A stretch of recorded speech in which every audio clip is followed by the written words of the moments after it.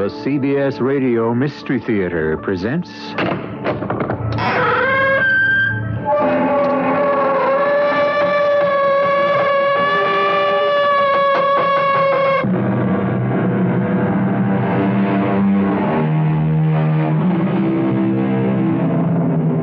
Come in.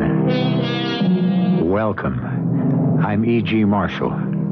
The term self-made man has in recent years assumed heroic proportions. He or she who make something of themselves, supposedly out of nothing, are the folk heroes of the present. To have made the climb from nowhere to somewhere is regarded as the epitome of accomplishment. The only flaw in the formula is what did he make of himself and how?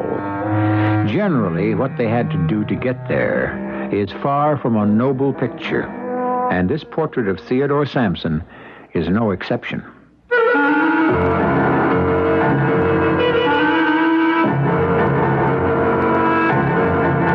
Our mystery drama, That Magic Touch, was written especially for the Mystery Theater by G. Frederick Lewis. It stars Marion Seldes and Michael Tolan. I'll be back shortly with Act One.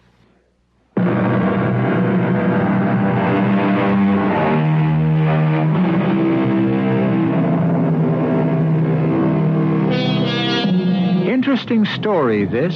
It has money, it has murder, proven jealousy, unproven crime, and against that background, there are honest, simple people trying to live the right way, although they have taken the wrong turnings. Let's hear first from Ronald Sampson, an adopted son of a famous Hollywood couple.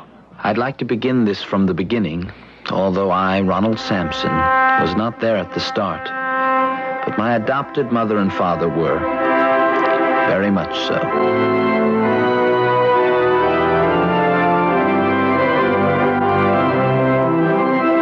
It was one of those Hollywood weddings of the 60s. Mother, a beautiful actress, a star at 18, and Dad, not much older, a whiz-kid producer who had just been given control of a studio and was twice over a millionaire.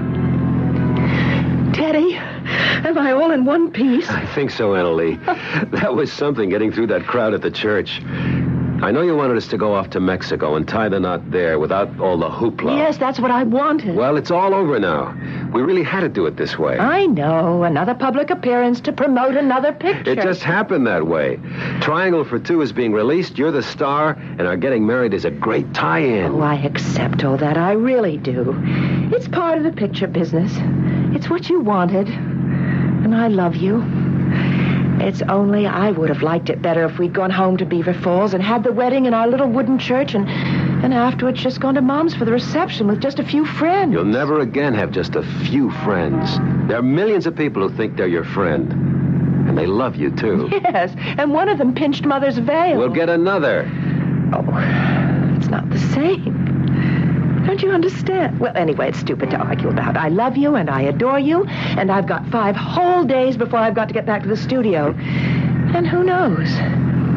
Maybe a year from now I may stop working. Why would you want to do that? Oh, I don't know. Maybe I'll be raising a family.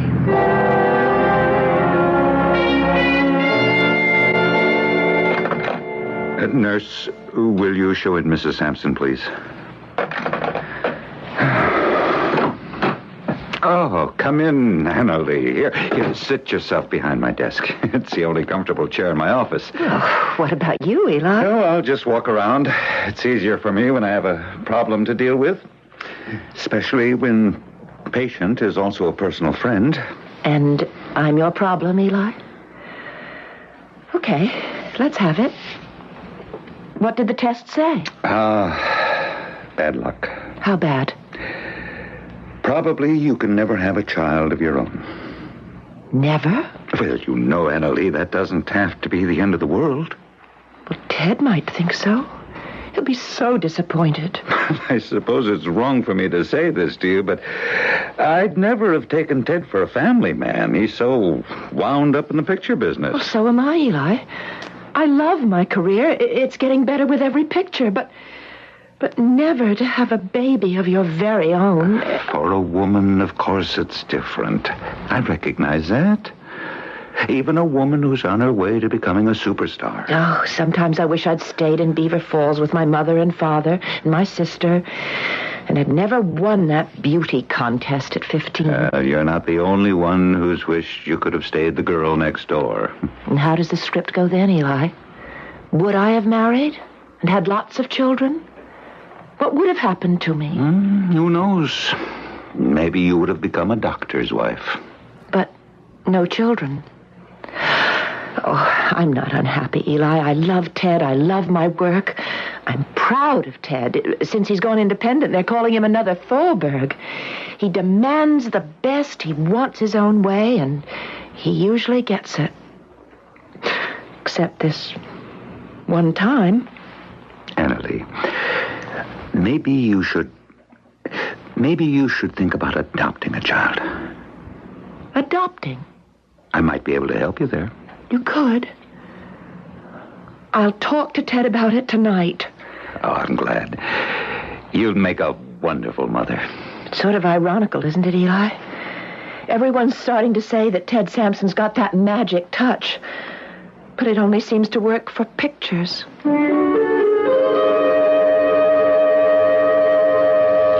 That same year, I was adopted. They named me Ronald. I don't know if I was more sickly than most children, but Dr. Eli Shawn seemed to spend a great deal of time at our house. And my adopted father spent a great deal of time at work. Bertie, take a memo to Hell Lask. I don't like the candlelight effect on the dungeon scenes of Vampire. They're not scary enough. Got that? Next, memo to Pat Wiley. Mr. Sampson's office. Can I speak to him, Bertie? It's Annalie. Oh, Mr. Sampson, it's your wife on the tie line. Yes, Annalie, what is it? Ronald is sick, Ted. What? I said your child is sick. Well, I heard what you said, Annalie. What's it got to do with me? Call our pediatrician. He's here now. Well, then what do you want from me? I can't do anything about it. Honey, I'm in the middle of 5 productions, and you call me like this? I told you, if that pediatrician doesn't give you a satisfactory answer, call for Eli. He's on the studio payroll anyway. Oh, say, Annalie, I think that new Book of the Year selection, Elizabeth Barrett, would make a doozy of a part for you. It's on the night table, my side. I want you to read it and let me know when I get home so I can put it in the works on Monday.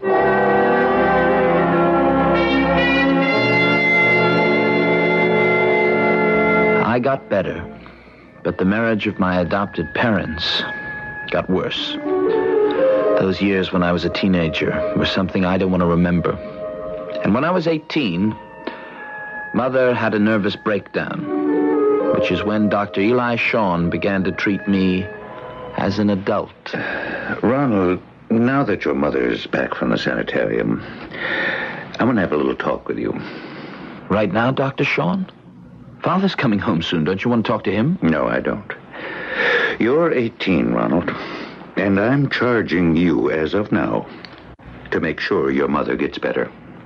But what do I do? Well, first of all, do you have any idea what may have caused her breakdown? You mean Mother not being able to continue shooting the picture? I mean more than that. I'm going to take you into my confidence. I've known your mother even before you were adopted, Ronald. But when she was your age, 18. And then when Ted bought up her contract and brought her to his studio. She always says nice things about you, Dr. Shawn. Well, we're old friends. Ronald, today your mother is one of the top movie stars in the world. Now, that means total dedication, work, concentration, and the absence of any strains at home. You're saying keep my father away from my mother. I can see you know the score.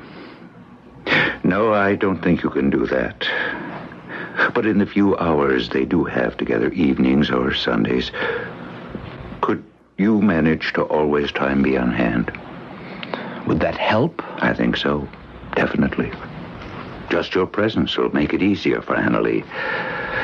I don't think he'd do anything overt to hurt her while you're there. Hurt her? I don't understand. Oh, there are ways. Insidious, cruel. Hello, Eli. You and Annalie got here ahead of me. I had the limousine all set to take me to the sanitarium to bring her home, but Marcy Dallas is giving us problems on location. Hello, Ronald. Hello, Dad. How's the patient, Eli? How is Annalie? Resting? You haven't said anything to her about Marcy Dallas taking over her part in Steeplechase? No, I haven't. Been afraid to, actually. You think it might make her worse? It's possible. Eli, I know my wife. She's enough of a pro not to let one picture getting away make any difference to her. She's still one of the top 10 box office draws. Eli, you're an old friend. You've kept the studio healthy, but you're still only an MD. I make the decisions here. And if I decide to tell Annalie it's no more pictures for a while, I will.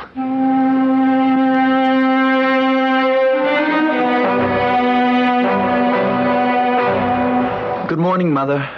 I thought I'd bring you your first breakfast home from the hospital in bed on a tray. I brought mine, too, so we can eat together. Oh, Ronald, what a darling idea.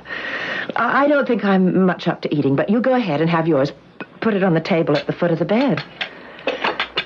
I didn't have a very restful night last night. I know. I heard.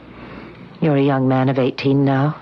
I guess these things can't be hidden from you anymore. I wanted to come in and stop it, but I was too chicken. Oh, that shouting last night. He was brutal. That's the only word I know to describe how he ordered me around. My career is over, according to him. I'm unreliable. That's why I've got to get on my feet and out of here. It wasn't until last night that I realized who drove me over the edge, and now I know. Oh, no, Mother. The only way for me to survive is to leave your father. You said that to him last night. Oh, yes, I said, I'm leaving you, Teddy. We need a rest from one another. What did he say? Didn't you hear? I thought his shouting could be heard on Beverly Drive. He told me where I could go, and he was through with the marriage. What about your work, your career? Oh, well, lots of actresses in this town make a very good living without having a husband who runs the studio. I'll only feel on solid ground in one piece if I'm away from him. And then I can build something on my own. On your own? Ronald, your adopted father has always tried to make me feel like a trilby. You mean that trilby? Yes. The girl who could only sing while Svengali conducted. I'm going to do my darndest to prove I can act without a Svengali. Or die trying.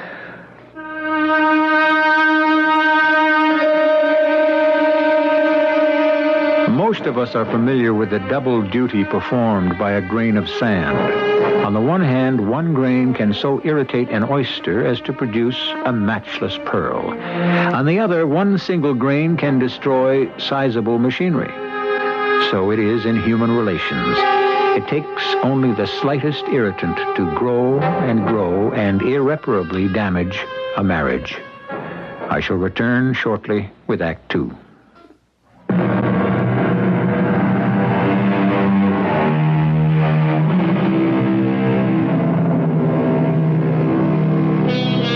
As I listen to Annalie trying to extricate herself from what she feels is the bondage of her husband, I am reminded of Queen Catherine centuries ago kneeling before Henry VIII, saying, I have been to you a true and humble wife, at all times to your will conformable, but your heart is crammed with arrogance, spleen, and pride.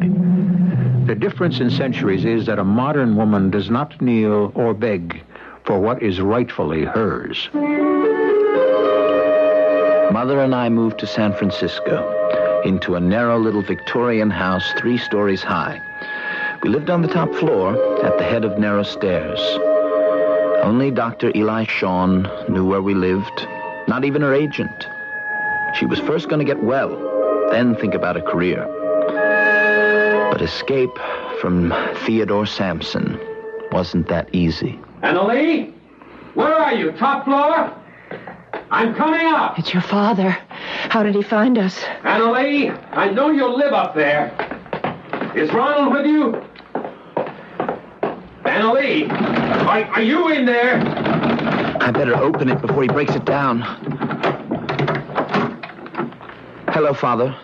Well, What's going on here? What are you two doing here? Ted, calm down. I told you I was leaving you. And do you think I'd accept that? You'll have to. I've been giving out all kinds of stories to the press.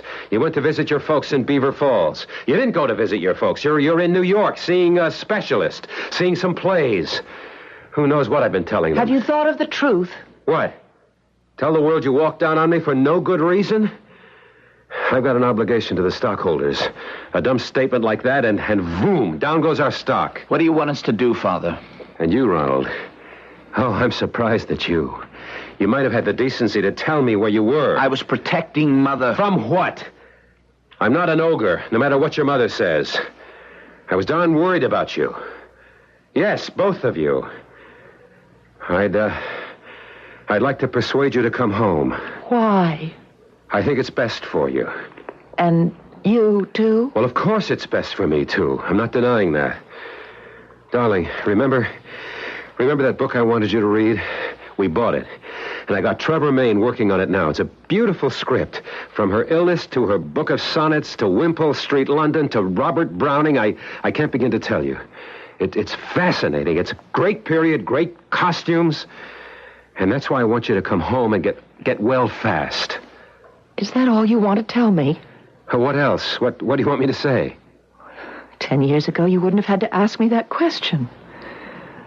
I think you better go now, Ted. What are you talking about? What do you mean about 10 years ago? Well, then you might have said come home because you loved me. You know I love you. Hey, what gives here? You get away from that door, Ronald. I'll leave when I'm good and ready. I came to talk to your mother, and I'll go when I'm finished. You can talk, but I'm not listening. Hey, you come back here, Annalee. You're not turning your back on me. Come back into this room. Let go of me, Teddy. You can't force me to be with you if I don't want to. Let go of my mother. You get out of the way. Oh! Annalee, let go of those banisters. Let go. Stop pushing me. You're pushing me off this landing, Teddy. Stop!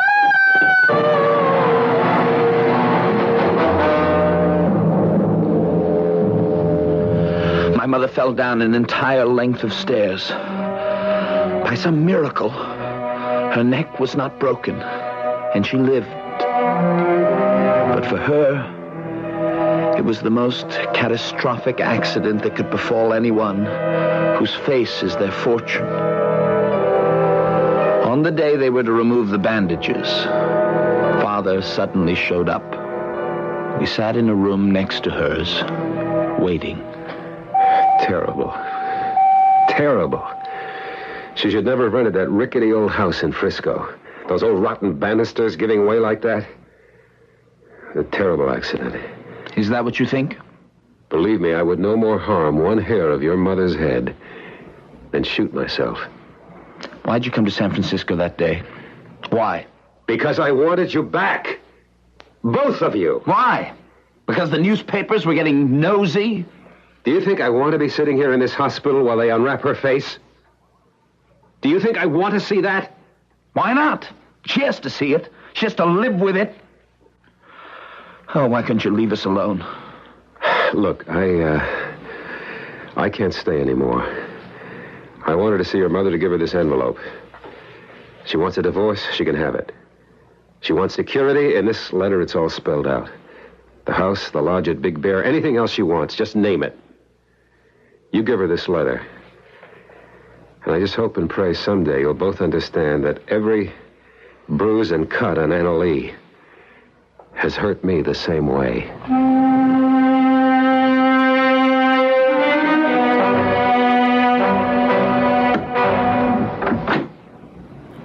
Oh, just you, Ronald? I thought... Hello, Dr. Sean. I thought Theodore was here, too. My father had to go. How's Mother? She's in pretty good shape, considering everything. Oh, but it's a crime, such a crime. Is there anything left of... Her face as it was? No, not much. That fall, it was...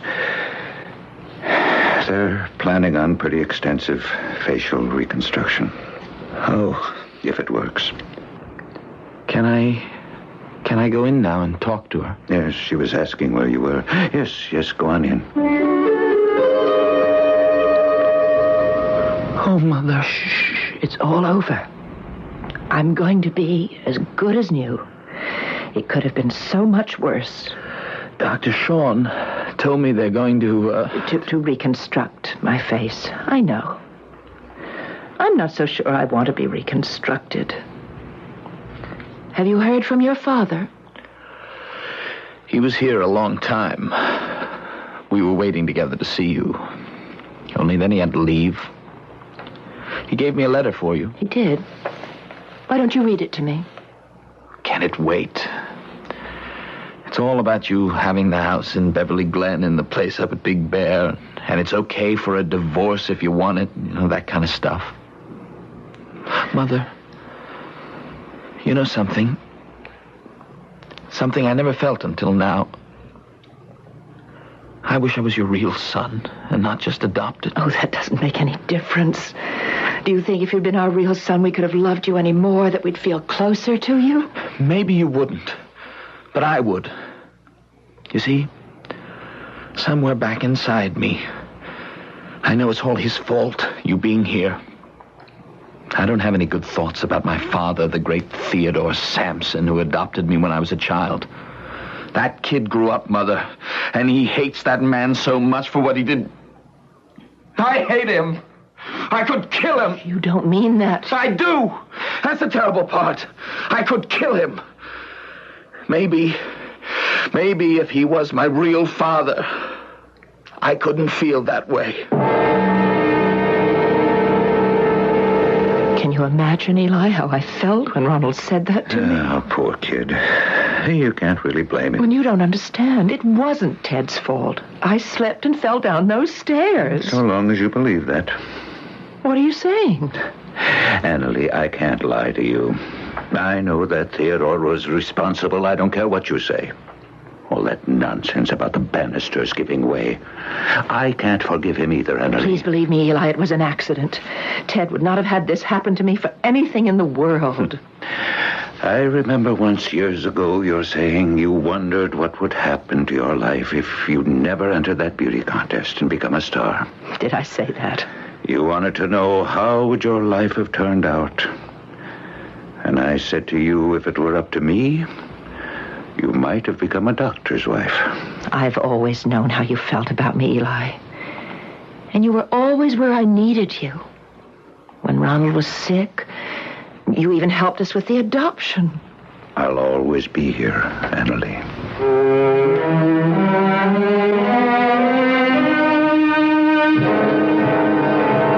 Good morning, Mr. Sampson. Morning, Bertie. How did the preview go at Pasadena last night? Well, the only bad rap we had on the preview cards was about Marcy. It just makes me weep when I think how magnificent Anna Lee would have been in that part. Oh, I got a call from her attorney. The divorce decree went through. They're sending you a copy. Ho, ho, ho. I'm sorry, Mr. Sampson. This is that time of year we used to either see her family in Beaver Falls or the three of us who go up to Big Bear and pray for snow. I'm going to miss that place, Bertie. Well, why don't you go on up? Oh, yeah, sure. And hang the divorce decree right next to my Christmas stocking. No, I mean it, Mr. Sampson. Do you think my wife, my ex-wife, could be persuaded? Well, why don't you ask her? What have you got to lose? Maybe you could put out a feeler. Maybe call the boy. Get his reaction. Will do. Christmas spirit. Goodwill to all men. That's got to include divorced men, too.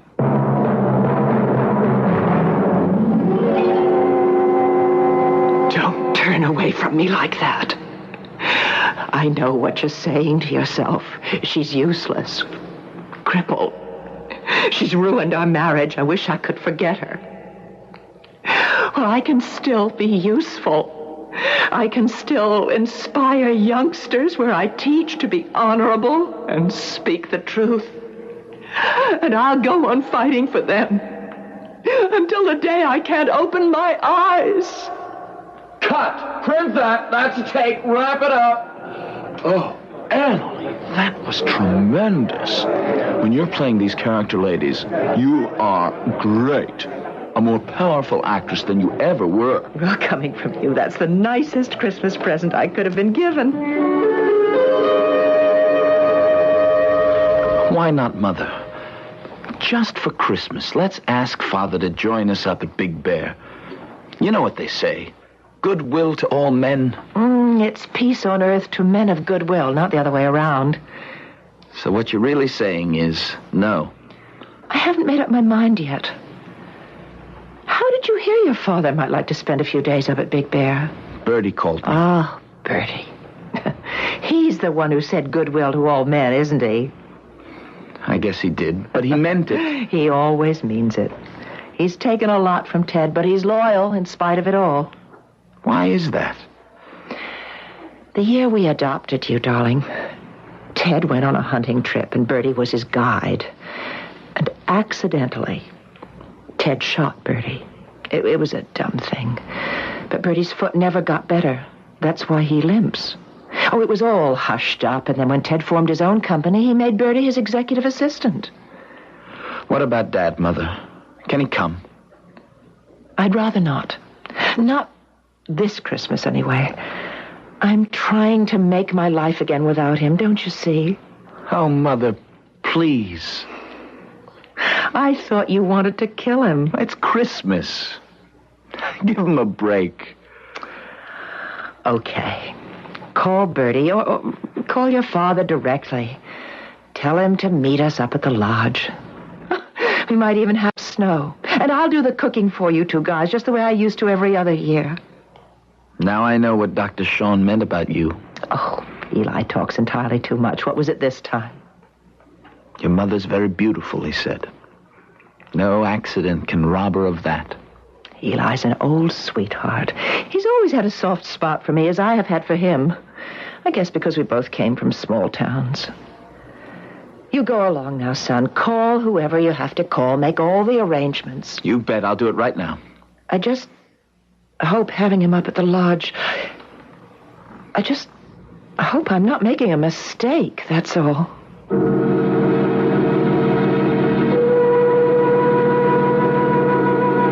Strange about second thoughts. Are they indeed an omen to be heeded, or are they fears to be disregarded?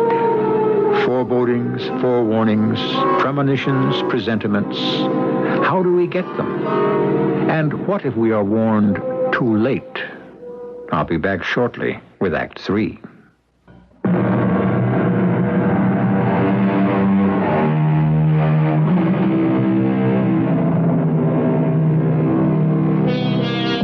It's a few days before Christmas.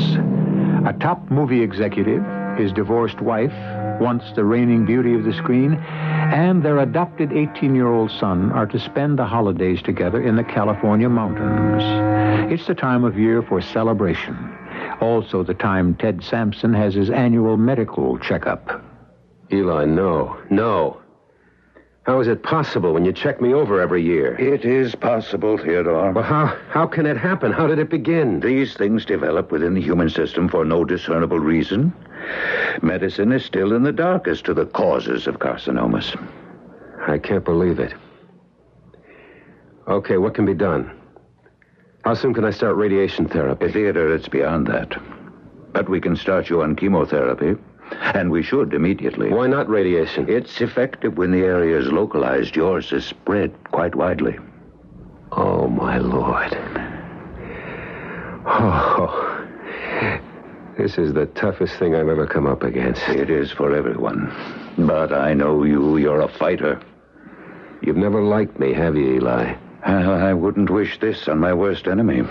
As a doctor, I'll do everything I can for you. You know that. Eli? Yes? Why does it always happen to the good guys? Goodbye. Not always to the good guys.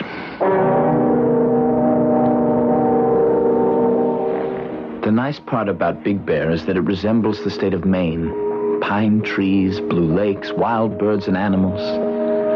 Mother and I got there with supplies on the 22nd. The next day, Father arrived, and suddenly it felt like the old Christmases together before the divorce. Except that he was a heck of a lot nicer to Mother than I ever remembered him. Annalee, your culinary hand has never lost its touch. That was one great spread. I can't eat another thing. I know, until breakfast time. Hey, everybody, look outside. It's starting to snow. Oh, it's beautiful. Ronald, what's that? Where? There's a man standing out there. See him? Let me look. Yeah, you're right, Annalee. I'm going to open the door and ask him what he's up to. Hey, you! What are you doing out there? This is all private property around here. Hey, what do you know? He's gone. Can't understand it. Is he lost? Why didn't he show his face? He had a scarf wrapped around it. I know he saw me before he took off. Teddy, What? look out this window. There, standing next to that big pine tree. I think it's the same man. He's holding a gun. Let me open this window. Hey, you! Didn't you hear me? This is private property. What do you want? Stop, everybody! Everybody down on the floor! The man's crazy. He's shooting every glass pane out of the window. He's not there anymore. He's gone. Did you get a good look at him, Ron? He was so bundled up, I couldn't see. Did anybody? You, Annalee? I just noticed one thing. When he ran off, he had a limp.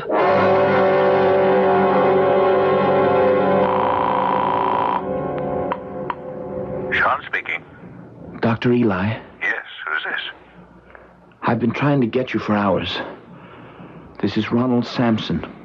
What's the problem? Dr. Sean, do you think you could get up here to the lodge at Big Bear? I've been trying you all night. Father's up here, and What? Theodore's with you and Annalee? we invited him for Christmas and New Year's. Oh, I wish I'd known. I don't like the idea of your mother and you alone with that man. Doctor, the reason I'm calling is there's been some mysterious shooting last night. Like someone's using the lodge, or us, for target practice. Did you call the police? I did, but there's no answer. I'll get up there as soon as I can. Mother doesn't feel safe. She asked me to call you. She says you're the only one she can trust. It'll take me about 2 hours, but I'll be there. Bertie, I'm up at the lodge, but can you give me figures on how we did last week? Uh-huh. Yeah, I'm writing it down. Eli, Annalee. come right in, stranger. Ronald told me you were on your way. Ted, look who's here, Eli. Oh, Bertie, hold those figures, will you? I'll call you back. Hello, Theodore. Glad to see you, Eli. In fact, I was thinking of calling you. I'm sure you haven't had lunch. I'll make you a sandwich and coffee. How are the roads coming up? Oh, not too bad. But looks like the start of a young blizzard. Oh, where's Ronald? He went out to check the roads. He also went out to see if he could find some footprints. Had a nasty experience last night. I'll tell you about it. What'll it be, Eli? Chicken salad or roast beef? Well, roast beef on rye, if you've got it. Gotcha. And a cup of black coffee coming up. Eli, will you take my pulse? My heart feels like it's racing. What is it, Theodore? Last night I had these terrible pains in my stomach. Well, could be the old ulcer acting up again. It couldn't be the other thing already, could it? What you told me in the office? Anything's possible, Theodore. It could also be psychosomatic. My emotions don't control my body. I think there was something in what I ate last night. I don't get the drift. I think I was poisoned. I'm sure of it. I get these waves of nausea all last night, and now it's starting all over again. Well, I'll tell you what. You go into the bedroom and lie down. I'll be in a few minutes and take your temperature, and we'll see. Okay, I will. Here's your lunch, Eli. Simple, but from the heart. What's wrong with Ted? He looks so pale. Oh, this sandwich looks great. Thanks, Annalee. Oh, I told him to go in and lie down. Could be anything. I just can't thank you enough for breaking into your Christmas holidays to come up here, Eli. I was suddenly very frightened. My dear girl, I'd rather spend Christmas under the same roof with you than anywhere else. Spoken like a true mooching bachelor. I hear from Jock O'Malley the Rushes are simply tremendous in that picture he's shooting. Jocko likes character women. Well, he says you've made a lead out of the part. Annalee, to think how you've made a career out of Out of the face I've got now? I've come to terms with not being a raving beauty anymore. Well, you are to me. You're still blaming Ted, aren't you? And let's not talk about him. Don't you think he's been punished enough? Do I? Somebody up there may not think so. I didn't see Dr. Sean arrive at the lodge, mostly because the snow was coming down in a curtain around me. I was glad I'd worn snowshoes, and I was starting back when... Hey, up there, can I give you a hand? Hiya, what you doing out here, young fella? See, you're caught in a snowdrift. Can I give you a hand? You put her in first, and I'll try to rock her free. That should do it. You got chains? What I need is cleats. No, I've had it. I'm leaving the car here. You live far? No. I'll show you the way. What's your name, young fella? Ronald Sampson. Oh, you're the Sampson boy, sure. I'm Dave Perkins. I'm the coroner and the sheriff and the whole blame shooting match. Let's go. Okay, kid. Mush. Here, you want me to carry that bag of yours, Mr. Perkins? My snowshoes give me better balance. No, I never let it out of my hands. It's a coroner's kit. A portable laboratory. What were you doing out here? Somebody reported a man taking pot shots with a rifle. I was looking for him. That night at the lodge, I got a good fire going, and Mother made us a family favorite, campfire stew. The main ingredients being hamburger, onions, and vegetable soup.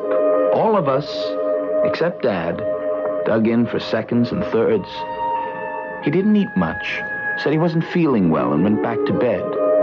Afterwards, we all sat around the fire. You're sure there's nothing very wrong with Ted, Eli? No, it's hard to tell. Could have eaten something that disagrees with him. For now, he should stay off his feet and eat lightly. Help! Huh? Help me! Eli! Come here, quick! Eli, you took so long in there. What's the matter with Ted? Will he be all right? He was right, and I was wrong. I think he has swallowed poison. Poison? I'm reasonably sure about it. I've induced disgorgement and hope he'll rid himself entirely of the substance. May I use your telephone, ma'am? Of course, the one on that table is the closest. See if I can raise someone at headquarters and get an ambulance out here. Eli, I don't understand. It couldn't be something wrong with the food. We all ate the same thing. I'll be watching him closely the next 24 hours, checking his temperature, monitor his pulse. Oh, Mr. Perkins, did you get through to headquarters? No, I couldn't. The telephone's dead.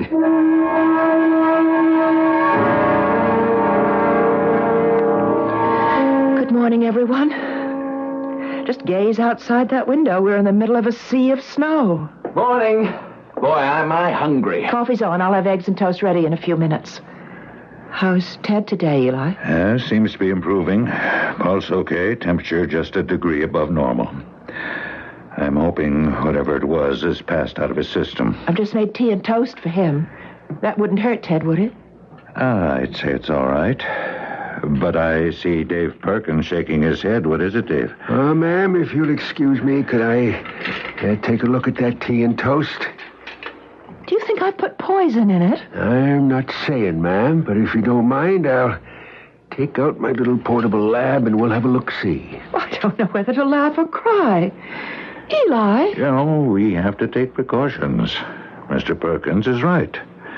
Some of the foodstuffs could have been adulterated before you bought them. Well, I'll take my chances, Mother. You put the eggs and toast on the table and watch me make them disappear. I feel exactly as you do, Ronald. But your father's reacting degeneratively to some substance, and we want to find out what.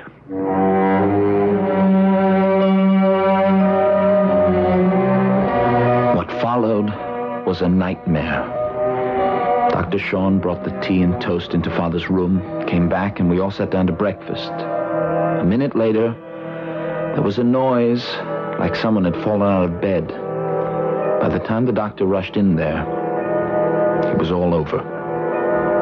The next day, the snowplow came through, and we all had to follow Dave Perkins to police headquarters.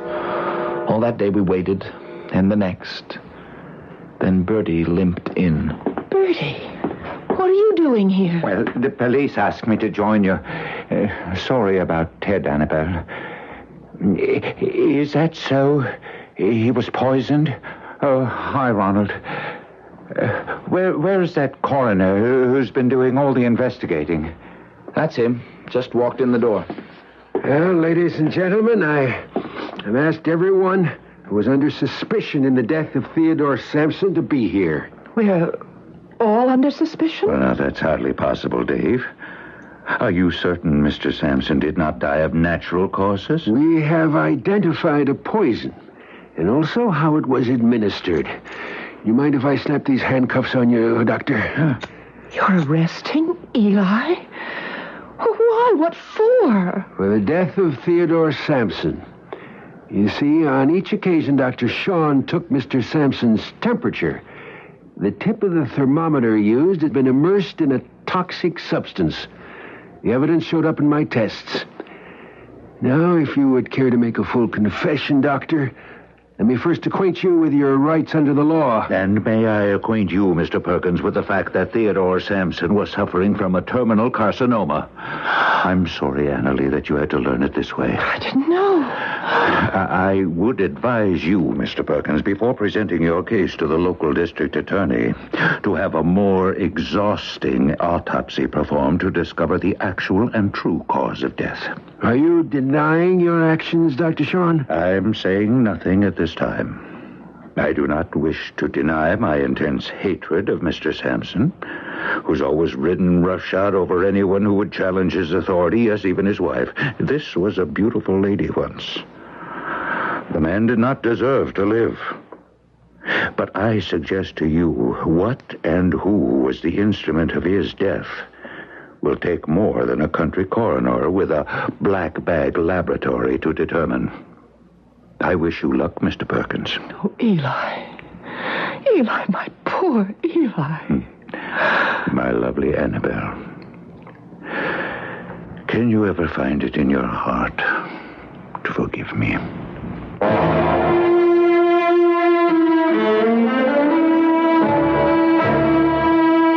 When a man takes the law into his own hands, he had better be certain the law is on his side. For should any murder go unpunished, something is taken away from the security of every man's life. I shall rejoin you shortly.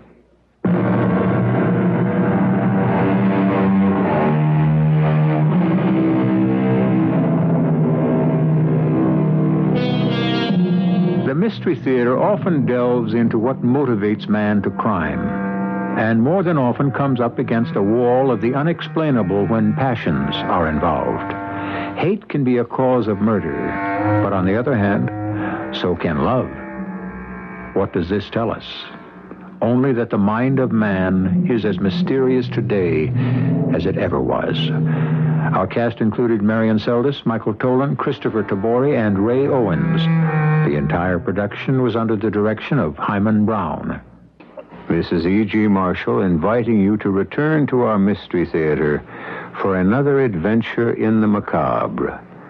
Until next time, pleasant dreams.